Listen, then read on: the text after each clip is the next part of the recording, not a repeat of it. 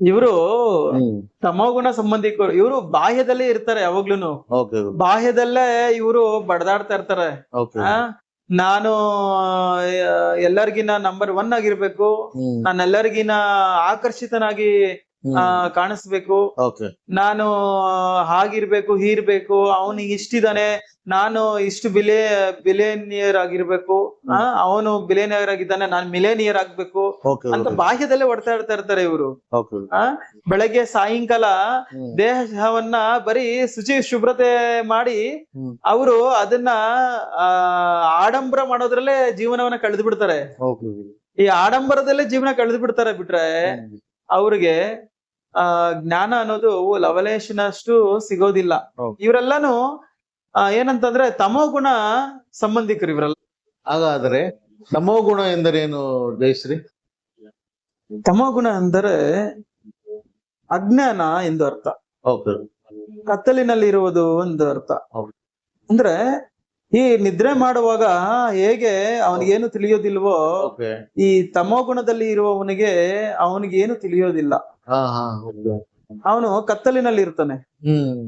ಅಂದ್ರೆ ಅವನ ಬುದ್ಧಿ ವಿಕಸನ ಆಗಿರೋದಿಲ್ಲ. ಓಕೆ ಇವನು ಯಾವಾಗ್ಲೂನು ತಿಂಡಿ ತೀರ್ಥ ಅನ್ನೋದು ಬಿಟ್ರೆ ಬೇರೆ ಅವನಿಗೆ ಪ್ರಪಂಚ ಅನ್ನೋದು ಅದ್ರ ಬಗ್ಗೆ ಏನು ಅರಿವಿರುವುದಿಲ್ಲ. ಓಕೆ ಇವನಿಗೆ ನಾವು ಕುಂಭಕರ್ಣನಿಗೆ ಹೋಲಿಸ್ತೇವೆ. ಕುಂಭಕರ್ಣನ ಪಾತ್ರಕ್ಕೆ ಹೋಲಿಸ್ತೇವೆ ನೋಡಿ. ಯಾವಾಗ್ಲೂ ತಿನ್ನೋದು, ಆವತ್ತಿನ ದಿವಸ ಕುಂಭಕರ್ಣನನ್ನ ಇವತ್ತಿನ ದಿವಸ ನಾವು ತಿಳ್ಕೊಂತೀವಿ. ಯಾವಾಗ್ಲೂ ತಿನ್ನೋದು ಮಲಗೋದು, ಅದಕ್ಕೆ ಯಾರಾದ್ರೂ ತಿಂಡಿ ಪೋತ ಅಂತಾರೆ ನಮ್ಮ ಇದ್ರಲ್ಲಿ. ಅಂದ್ರೆ ಯಾರಾದ್ರೂ ಜಾಸ್ತಿ ಹೊತ್ತು ನಿದ್ದೆ ಮಾಡಿದ್ರೆ ನಾವು ಕುಂಭಕರ್ಣ ಅಂತ ಸಂಬೋಧಿಸ್ತೀವಲ್ಲ. ಓಕೆ ಓಕೆ ಏನೋ ಅವ್ನು ಕುಂಭಕರ್ಣ ಅಂತರ ನಿದ್ದೆ ಮಾಡ್ತಾ ಇದ್ದಾನೆ. ತಮ್ಮ ಗುಣಕ್ಕೆ. ಆಮೇಲೆ ಯಥೇಚ್ಛವಾಗಿ ತಿಂತಾ ಇರ್ತಾರೆ ಕೆಲವರು, ಅಂತವ್ರಿಗೆ ಕುಂಭಕರ್ಣನಿಗೆ ಹೋಲಿಸ್ತೀವಿ. ಆವತ್ತಿನ ಕುಂಭಕರ್ಣನ್ನ ಇವತ್ತು ತಿಳ್ಕೊಳ್ಳೋ ಅಂತ ಪರಿಸ್ಥಿತಿ ಬಂದಿದೆ ನಮ್ಗೆ. ಇದೆಲ್ಲ ಕುಂಭಕರ್ಣನ ಪಾತ್ರ ಅಂತ ಹೇಳ್ತೀವಿ. ರೂಢಿ ಮಾತಲ್ಲಿ ನಾವ್ ಹೇಳ್ತೀವಲ್ಲ, ಇವನ್ ಯಾರೋ ಕುಂಭಕರ್ಣನ್ ತರ ಇದ್ದಾನೆ ಕಣೋ ಅಂತ ಹೇಳಿ. ಹಾಗೆ ಅವನಿಗೆ ಏನಂತಂದ್ರೆ ತಿಂಡಿ ತೀರ್ಥದಲ್ಲೇ ಅವನ ಜೀವನ ಕಳೆದು ಬಿಡ್ತಾನೆ ಬಿಟ್ರೆ ಜ್ಞಾನಕ್ಕೆ ಅವನ ಹತ್ರ ಜಾಗ ಅನ್ನೋದು ಇರೋದಿಲ್ಲ. ಅವನು ತುಂಬಾ ನಿಕೃಷ್ಟವಾದಂತಹ ಸ್ಥಿತಿ ಇದು. ಇದರಿಂದ ಸಮಾಜಕ್ಕಾಗ್ಲಿ ತನ್ನ ಆತ್ಮ ಅಭಿವೃದ್ಧಿಗಾಗ್ಲಿ ಏನು ಪ್ರಯೋಜನ ಇಲ್ಲ. ಜ್ಞಾನಕ್ಕೆ ಒಂದು ಕಿಂಚಿತಷ್ಟು ಮಹತ್ವ ಕೊಡೋದಿಲ್ಲ ಇಂಥವ್ರು ವ್ಯರ್ಥ, ಭೂಮಿಗೆ ಭಾರ ಅಂತ ಹೇಳ್ತೀವಲ್ಲ. ಈ ತಮಗುಣ ಸಂಬಂಧಿಕರು ಈ ರೀತಿ ಭೂಮಿಗೆ ಭಾರ. ಅವ್ರು ತಿನ್ನೋದು, ನಿದ್ರೆ ಮಾಡೋದು, ತಿರುಗಾಡೋದು, ಸುತ್ತಾಡೋದು ಬಿಟ್ರೆ ಬೇರೆ ಇನ್ನೇನು ಅವ್ರಿಗೆ ಬೇಕಾಗಿಲ್ಲ. ಅವ್ರಿಗೆ ತಲೆಗೆ ಹತ್ತೋದು ಇಲ್ಲ ಅಂತ. ಅವ್ರಿಗೆ ಅವ್ರ ಹತ್ರ ಏನಕ್ಕೂ ಜಾಗ ಅನ್ನೋದು ಇರೋದಿಲ್ಲ. ಯಾವಾಗ್ಲೂ ಬೆಳಗ್ಗೆ ಸಾಯಂಕಾಲ ತಿನ್ನೋದ್ರಲ್ಲಿ, ಸುತ್ತಾಡೋದ್ರಲ್ಲಿ, ಇಷ್ಟರಲ್ಲೇ ಜೀವನ ಕಳೆದು ಬಿಡ್ತಾರೆ ಇವರು. ಯಾವಾಗ್ಲೂ ಅವರು ಎಂಜಾಯ್ಮೆಂಟ್ ಅಲ್ಲೇ ಕಳೆದು ಬಿಡ್ತಾರೆ. ಈ ಎಂಜಾಯ್ಮೆಂಟ್ ಅಲ್ಲಿ ಕಳೆಯೋರು ತಮಗುಣ ಸಂಬಂಧಿಕರು ಅಂತ ಹೇಳಿದ್ರು ನಮ್ಮ ಮಹರ್ಷಿಗಳು. ಯಾಕಂದ್ರೆ ಅವ್ರಿಗೆ ಪ್ರಪಂಚ ಏನಾಗೋದ್ರೂ ಪರವಾಗಿಲ್ಲ, ಚೂರ್ ಆಗೋದ್ರೂ ಪರವಾಗಿಲ್ಲ, ಮುಂದೆ ಯಾರೋ ಒಬ್ಬ ಸಾಯ್ತಾ ಇದ್ದಾನೆ ಅಂದ್ರೂ ಪರವಾಗಿಲ್ಲ, ಅವ್ರ ತಲೆ ಕೆಡಿಸ್ಕೊಳೋದಿಲ್ಲ. ಇವನಿಗೆ ಯಾವಾಗ್ಲೂ ರುಚಿ ರುಚಿಯಾಗಿರೋದನ್ನ ತಿನ್ಬೇಕು, ಮತ್ತೆ ಹೊಸ ಹೊಸ ಜಾಗಗಳಿಗೆ ಸುತ್ತಾಡ್ಬೇಕು, ಮತ್ತೆ ಇವನು ತಿಂಡಿ ತೀರ್ಥದಲ್ಲೇ ಕಾಲನ ಕಳೆದು ಬಿಡ್ತಾನೆ ಬಿಟ್ರೆ ಬೇರೆ ಏನಾಗೋದ್ರು ಇವನ್ ತಲೆ ಕೆಡಿಸ್ಕೊಳೋದಿಲ್ಲ. ಇಂಥವನು ತುಂಬಾ ನಿಕೃಷ್ಟವಾದಂತವನು. ಅವನಿಗೆ ಸ್ವಾರ್ಥ ಬುದ್ಧಿ. ಅವನು ಇವನ್ಗೆ ಏನು ಕೂಡ ತಿಳಿಯೋದಿಲ್ಲ. ನಿದ್ದೆಯಲ್ಲಿ ಯಾವ ರೀತಿ ಏನು ತಿಳಿಯೋದಿಲ್ಲೋ ಇವನು ಎಚ್ಚರದಲ್ಲಿ ಕೂಡ ಇದೇ ರೀತಿ ಇರ್ತಾನೆ. ಅವನಿಗೆ ಏನು ತಿಳಿಯೋದಿಲ್ಲ, ಯಾವ್ದು ಸರಿ ಇಲ್ಲ ಅಂತ ಯೋಚನೆ ಮಾಡೋದಿಲ್ಲ. ಇಷ್ಟ ಬಂದಂಗೆ ನಡ್ಕೊಂತಾ ಇರ್ತಾನೆ, ಇಷ್ಟ ಬಂದಂಗೆ ಅವನ ಜೀವನವನ್ನ ನಡೆಸ್ತಾ ಇರ್ತಾನೆ. ಇವನಿಗೆ ಯಾರ ಮಾತು ಕೇಳೋದಿಲ್ಲ ಇವನು. ಅದಕ್ಕೆ ಯಾರಿಗೂ ತಮೋಗುಣ ಅನ್ನೋದು ಇರಬಾರ್ದು. ಇದ್ರೂ ಒಂದ್ ವೇಳೆ ಅದರಿಂದ ಈಚೆ ಬರೋ ಪ್ರಯತ್ನಗಳನ್ನ ಮಾಡಿ ನಾವು ಬಂದ್ಬಿಡ್ಬೇಕು ಈಚೆಗೆ ಬಿಟ್ರೆ ಅಲ್ಲೇ ಇರಬಾರ್ದು.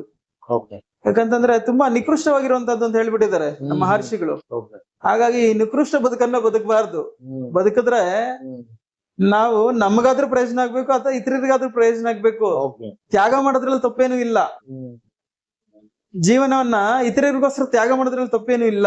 ಯಾಕಂದ್ರೆ ಇತರರು ಬೇರೆ ಯಾರು ಅಲ್ಲ, ಅವರು ಭಗವತ್ ಸ್ವರೂಪರೇ. ಹಾಗಾಗಿ ಇತರರಿಗೋಸ್ಕರ ತ್ಯಾಗ ಮಾಡೋದೇನು ತಪ್ಪೇನು ಇಲ್ಲ. ಆದ್ರೆ ಭೂಮಿಗೆ ಭಾರ ಆಗಂತೂ ಮಾತ್ರ ಇರಬಾರ್ದು. ಇತರರಿಗೆ ಪ್ರಯೋಜನ ಆಗ್ಲಿಲ್ಲ ಅಂದ್ರೂ ಪರವಾಗಿಲ್ಲ, ಭೂಮಿಗೆ ಭಾರವಾಗಿ ಮಾತ್ರ ಇರಬಾರ್ದು ಮನುಷ್ಯ. ಯಾಕಂತಂದ್ರೆ ಸ್ವಾಮಿ ಎಲ್ಲವನ್ನು ಕೊಟ್ಟಿದ್ದಾರೆ ನಮ್ಗೆ. ಕಣ್ಣು, ಮೂಗು, ಬಾಯಿ ಎಲ್ಲ ಪಂಚೇಂದ್ರಿಯಗಳನ್ನ ಕೊಟ್ಟು ಎಲ್ಲ ಯಾವುದೇ ಜೀವರಾಶಿಗೆ ಇಲ್ದಿರೋಂತ ಟೆಕ್ನಾಲಜಿಯನ್ನ ಅಪ್ಡೇಟ್ ಮಾಡಿ ಸೃಷ್ಟಿ ಮಾಡಿದ್ದಾನೆ ಆತ. ದಯಾಮಯಿ, ಕರುಣಾಮಯಿ ಆತ. ಅಂತ ಕರುಣಾಮಯಿನ ದಯಾಮಯಿ ಬಗ್ಗೆ ನಾವು ತಿಳ್ಕೊಂಡೆ, ಅವನ ಸೃಷ್ಟಿಯಲ್ಲೇನೆ ಎಲ್ಲ ಇದೆ. ಅವನ್ ಮಾಡಿರೋ ಸೃಷ್ಟಿಯಲ್ಲೇ ಎಲ್ಲ ವಸ್ತುಗಳಿರೋದು. ಆ ವಸ್ತುಗಳ ಬಗ್ಗೆ ನಾವು ಮಮಕಾರಗಳನ್ನ ಬೆಳೆಸ್ಕೊಂತ ಇದೀವಿ. ಆ ವಸ್ತುಗಳಿಗೆ ಅಟ್ಯಾಚ್ಮೆಂಟ್ ಆಗಿದ್ದೀವಿ ಇವತ್ತಿನ ದಿವಸ. ನನ್ನ ಬೈಕು, ನನ್ನ ಕಾರು, ನನ್ನ ಮನೆ, ನನ್ನ ಫ್ರಿಡ್ಜು, ನನ್ನ ವಾಷಿಂಗ್ ಮಿಷಿನ್, ವಸ್ತುಗಳ ಮೇಲೆ ಅಟ್ಯಾಚ್ಮೆಂಟ್ ಬೆಳೆಸ್ಕೊಂತ ಇದೀವಿ. ಪ್ರೀತಿ ಜಾಸ್ತಿ ಮನುಷ್ಯರಿಗಿಂತ ವಸ್ತುಗಳ ಮೇಲೆ. ಹೌದು, ಮೊಬೈಲ್ಗಳು ಮತ್ತೆ ಎಂಟರ್ಟೈನ್ಮೆಂಟ್ ಡಿವೈಸಸ್ ಮೇಲೆ ಅಟ್ಯಾಚ್ಮೆಂಟ್ಸ್ ಇರೋಷ್ಟು ಸಾಟಿ ಮಾನವನ ಮೇಲೆ ಇಲ್ಲ. ನೋಡಿ ಎಷ್ಟು ವಿಪರ್ಯಾಸನೋ. ಅಂದ್ರೆ ನಾವೆಲ್ಲ ಓದ್ಕೊಂಡಿದ್ದೇವೆ ಇವತ್ತಿನ ದಿವಸ, ಎಲ್ಲಾ ಜ್ಞಾನವಂತರು ಮತ್ತೆ ಎಲ್ಲರೂ ವಿದ್ಯಾವಂತರೇ. ಆದ್ರೂ ಅವೈಜ್ಞಾನಿಕವಾಗಿ ನಾವು ನಮ್ಮ ಜೀವನ ಶೈಲಿ ನಮ್ಮ ಕಣ್ಣು ಮುಂದೆನೆ ಕಾಣಿಸ್ತಾ ಇದೆ. ಎಲ್ಲಾ ನಾವು ಓದ್ಕೊಂಡಿದ್ದೇವೆ, ವಿದ್ಯಾವಂತರೇ, ಆದ್ರೂ ಕೂಡ ಜೀವನ ಶೈಲಿಗಳೆಲ್ಲ ಅವೈಜ್ಞಾನಿಕವಾಗಿದೆ. ಅನಿವಾರ್ಯದಿಂದ ಅದರಲ್ಲೇ ನಡ್ಕೊಂಡು ಹೋಗ್ತಾ ಇದಾರೆ ಇವತ್ತಿನ ದಿವಸ. ಎಷ್ಟು ವಿಪರ್ಯಾಸ ಇದು. ಇದರಿಂದ ಈಚೆ ಬರ್ಬೇಕು ಅಂತಂದ್ರೆ ನಾವು ಒಂದಷ್ಟು ಪ್ರಯತ್ನವನ್ನ ಮಾಡ್ಬೇಕು. ಆ ದಯಾಮಯಿ, ಕರುಣಾಮಯಿ ಬಗ್ಗೆ ನಾವು ತಿಳ್ಕೊಂಡಂತ ಪ್ರಯತ್ನ ಮಾಡ್ಬೇಕು. ಮತ್ತೆ ಒಂದಷ್ಟು ಸಮಯವನ್ನ ಕೊಡ್ಬೇಕು ನಾವು. ಬರೀ ತಿನ್ನೋದಿಕ್ಕೆ, ತಿರುಗಾಡೋದಿಕ್ಕೆ, ಸುತ್ತಾಡೋದಿಕ್ಕೆ ಮತ್ತೆ ಬಾಹ್ಯ ವಿಷಯಗಳಿಗೆ ಜೀವನ ಅಲ್ಲ. ಜೀವನ ಅನ್ನೋದು ಒಂದು ಪರ್ಪಸ್ ಇದೆ. ಸುಮ್ನೆ ಯಾವ್ದು ಸೃಷ್ಟಿ ಆಗಿಲ್ಲ. ಈ ಸೃಷ್ಟಿಯಲ್ಲಿ ಪ್ರತಿಯೊಂದು ಜೀವರಾಶಿ ಕೂಡ ಪರ್ಪಸ್ಫುಲ್ ಆಗಿ ಸೃಷ್ಟಿ ಮಾಡಿರುವಂತದ್ದು. ಅದನ್ನೇ ಅದ್ಭುತವಾಗಿ ಹೇಳಿದ್ದಾರೆ. ಪೂರ್ಣಮದ ಪೂರ್ಣಮಿದಂ ಪೂರ್ಣಾತ್ ಪೂರ್ಣಮುದಚ್ಯತೆ ಪೂರ್ಣಸ್ಯ ಪೂರ್ಣಮಾದಾಯ ಪೂರ್ಣಮೇವ ವಿಶಿಷ್ಯತೆ ಅಂತ ಹೇಳಿದ್ದಾರೆ. ಅದು ಅರ್ಥ ಆಗದೆ ಹೋಯ್ತಷ್ಟೇ ನಮ್ಗೆ. ಅರ್ಥ ಮಾಡ್ಕೊಳೋ ಪ್ರಯತ್ನ ಮಾಡಿದ್ರೆ ತಾನೆ ಅರ್ಥ ಆಗತ್ತೆ. ಮನ್ಸಿಟ್ರೆ ಅರ್ಥ ಆಗತ್ತೆ, ಮನ್ಸಿಟ್ಟಿಲ್ವಲ್ಲ, ಹಾಗಾಗಿ ಯಾರಿಗೂ ಅರ್ಥ ಆಗಲ್ಲ. ಮನ್ಸಿಟ್ರೆ ಎಲ್ಲರಿಗೂ ಅರ್ಥ ಆಗತ್ತೆ. ಎಲ್ಲರಿಗೂ ಟೆಕ್ನಾಲಜಿ ಒಂದೇ ಕೊಟ್ಟಿದ್ದಾನೆ ಭಗವಂತ. ಒಬ್ಬೊಬ್ರಿಗೆ ಒಂದೊಂದು ರೀತಿ ಟೆಕ್ನಾಲಜಿ ಕೊಟ್ಟಿಲ್ಲ. ಆದ್ರೆ ಮನ್ಸಿಟ್ಟಿಲ್ವಲ್ಲ, ಹಾಗಾಗಿ ನಮ್ಗೆ ಅರ್ಥ ಆಗಿಲ್ಲ ಅಷ್ಟೇ. ಅದು ಪೂರ್ಣವಾಗಿದೆ, ಇದು ಪೂರ್ಣವಾಗೇ ಇದೆ. ಆ ಪೂರ್ಣದಿಂದ ಬಂದಿರುವಂತ ಇದು ಕೂಡ ಪೂರ್ಣವಾಗೇ ಇದೆ. ಅಪೂರ್ಣ ಎಲ್ಲೂ ಇಲ್ಲ ಇಲ್ಲಿ. ಪೂರ್ಣದಿಂದ ಈ ಪೂರ್ಣ ಬಂದಿದೆ, ಇದು ಕೂಡ ಪೂರ್ಣವಾಗೇ ಇದೆ. ಪೂರ್ಣದಿಂದ ಪೂರ್ಣವನ್ನು ತೆಗೆದ ಮೇಲೆ ಮತ್ತೆ ಉಳಿಯೋದೇನಿದೆ? ಅದು ಪೂರ್ಣವೇ. ಯಾರಿಗ ಅರ್ಥ ಆಗತ್ತೆ ಇದು? ಇದನ್ನ ಸಾಧನೆ ಮಾಡಿ ಅನುಭವ ಮಾಡಿರೋರ್ಗ್ ಮಾತ್ರ ಅರ್ಥ ಆಗತ್ತೆ. ಬಿಟ್ರೆ ಶ್ಲೋಕಗಳು ಹೇಳೋದ್ರಿಂದ, ಅದನ್ನ ಗಂಟೆಗಳ ಕೊರಗು ಅದ್ರ ಬಗ್ಗೆ ಭಾಷಣ ಹೇಳೋದ್ರಿಂದ ಏನು ಪ್ರಯೋಜನ ಇಲ್ಲ. ಅನುಭವಕ್ಕೆ ಬರ್ಬೇಕು. ನಾವು ಹೇಳ್ತಾ ಇರೋದು ಅದನ್ನೇ. ಇದು ಏನಕ್ಕೆ ಅಂತಂದ್ರೆ, ಒಂದಷ್ಟು ಜನ ನಮ್ಮ ಸಿದ್ಧ ವಿದ್ಯಾರ್ಥಿಗಳು ಇದನ್ನ ಕಲ್ತಿ ಅವರು ಸಾಧನೆಯನ್ನ ಮಾಡ್ತಾ ಇದ್ರೆ, ಸದಾ ಅವ್ರ ಸಾಧನೆಯಲ್ಲಿ ತೊಡಗಿಸ್ಕೊಂಡಿದ್ದಾರೆ, ತಮ್ಮನ್ನ ತಾವು ಸಾಧನೆಯಲ್ಲಿ ತೊಡಗಿಸ್ಕೊಂಡಿದ್ದಾರೆ. ಅಂತವ್ರಿಗೆ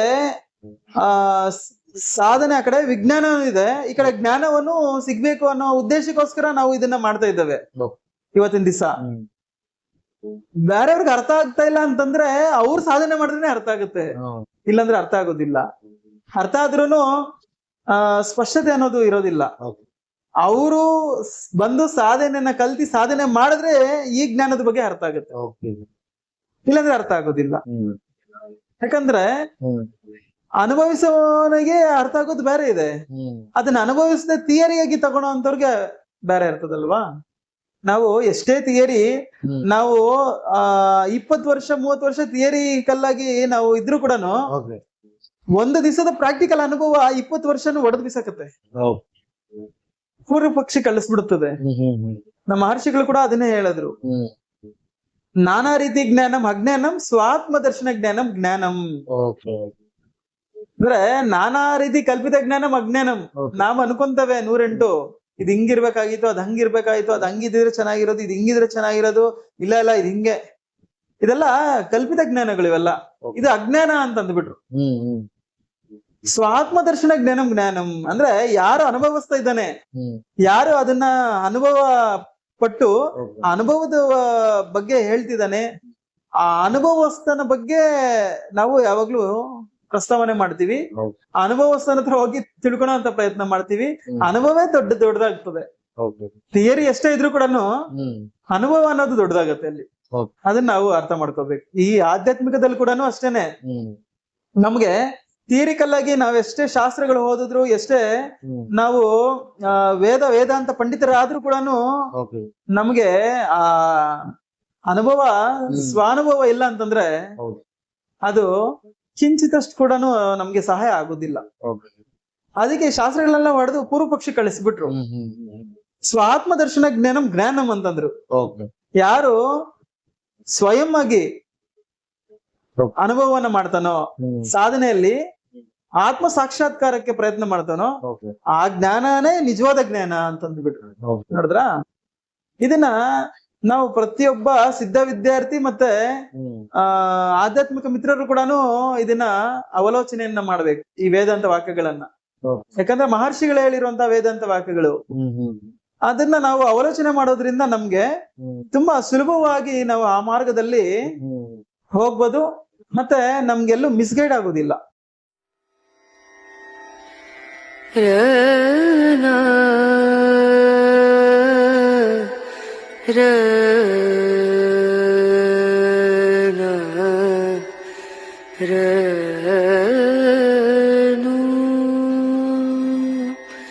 re